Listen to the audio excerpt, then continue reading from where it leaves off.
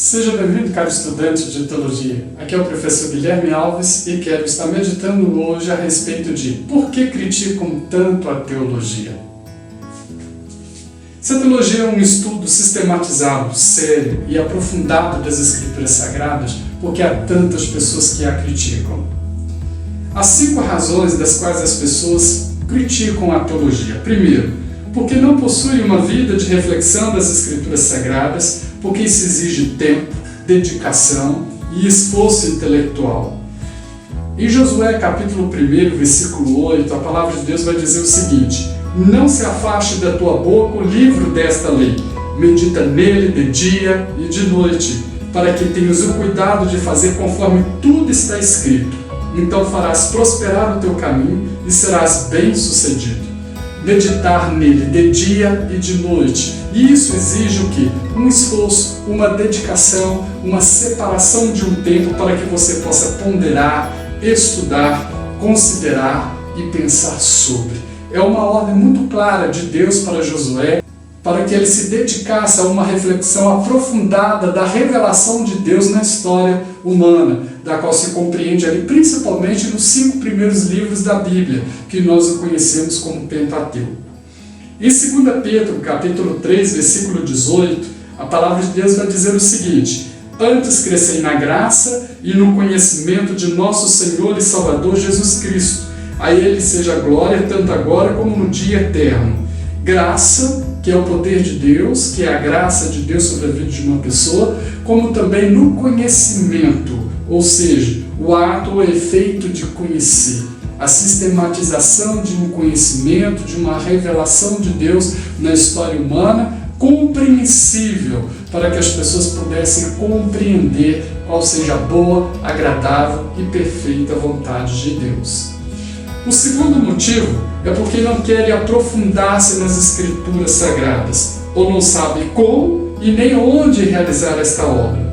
Em 2 Pedro, capítulo 2, versículo 22, vai dizer assim também: tende por salvação a longanimidade de nosso Senhor, como também o nosso amado irmão Paulo vos escreveu, segundo a sabedoria que lhe foi dada.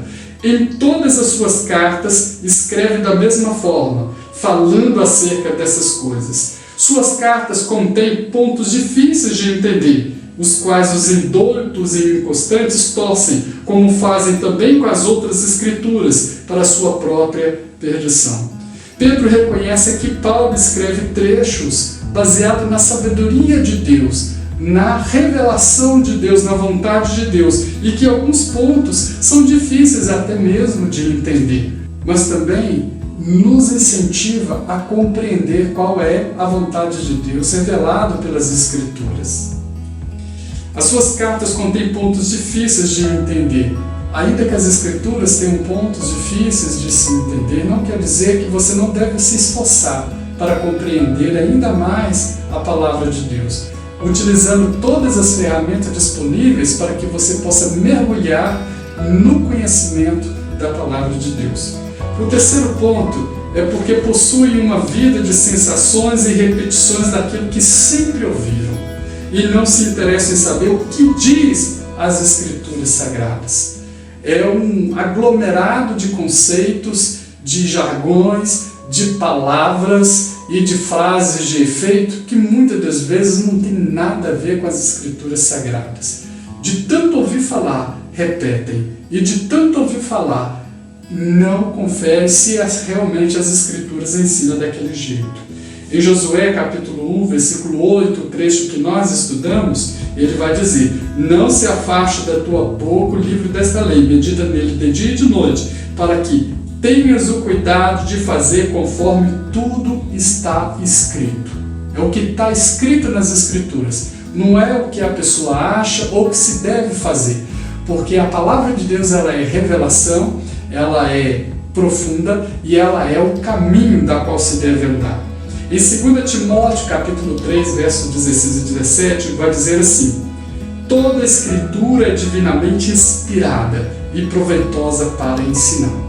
A inspiração do Espírito Santo que atuavam ali nos apóstolos para que através das Escrituras pudesse nos ensinar. E ela também é apta, a Escritura, para também repreender, ou seja, chamar a atenção, para corrigir, para instruir em justiça, a fim de que o homem de Deus seja perfeito e perfeitamente preparado para toda boa obra. É através das Escrituras em que todos os membros do corpo de Cristo estarão preparados para exercer o seu ministério. Sem o conhecimento da palavra, sem o conhecimento das Escrituras, não há um exercício eficiente do seu dom, do seu ministério dentro da própria igreja. Então a base de tudo que acontece dentro da igreja e fora da igreja, no sentido mais amplo, tem que estar preparado, tem que estar fundamentado a partir das Escrituras. O quarto ponto é porque alguns desejam manipular com mais facilidade as pessoas, sem serem questionadas pelo ensino bíblico que as contradizem. Quando você passa a compreender o que diz as Escrituras, se torna muito difícil você ser enganado por muitos charlatões que estão aí fora, pregando falsas doutrinas e muitas vezes esses ensinos rasos que não têm fundamento nenhum teológico bíblico. Estudar a teologia é estudar a Bíblia. A palavra de Deus diz em 2 Timóteo, capítulo 4, verso 2 a 5, o seguinte: prega a palavra. Eu tenho que pregar o que está escrito nas Escrituras. Insista a tempo e fora de tempo. Admoesta, repreende, exorta com toda longanimidade e ensino, porque virá tempo em que não suportarão a sã doutrina.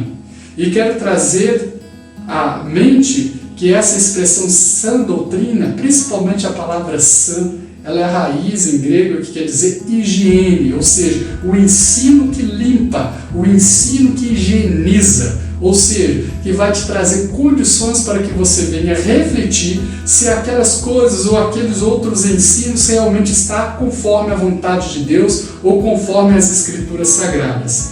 Mas como que tendo coceira nos ouvidos se cercarão de mestres, segundo as suas próprias cobiças, e se recusarão a dar ouvidos à verdade.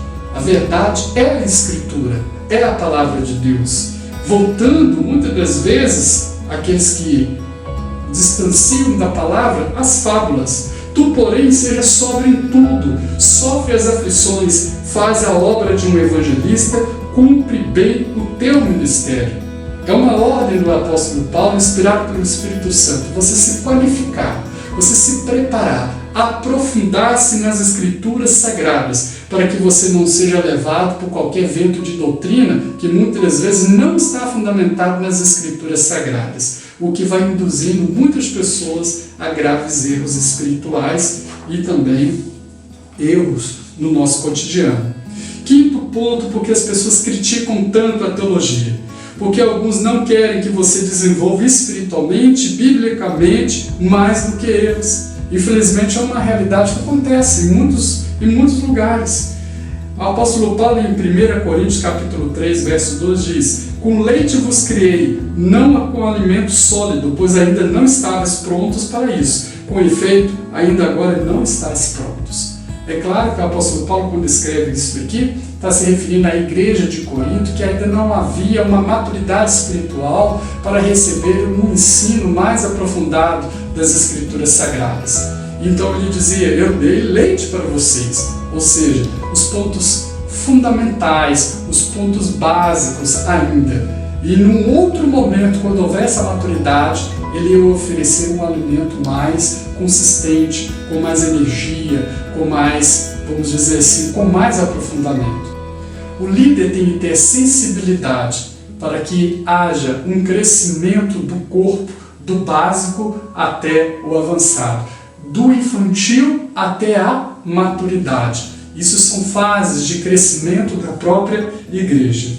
Neste caso, o apóstolo Paulo não poderia tratar de assuntos mais profundos da palavra, porque a comunidade ainda eram imaturos, é isso que ele quis dizer. Porém, alguns líderes nos dias atuais sujeitam o rebanho à infantilidade bíblica, sem promover o devido crescimento sadio na palavra para obter a eterna sujeição.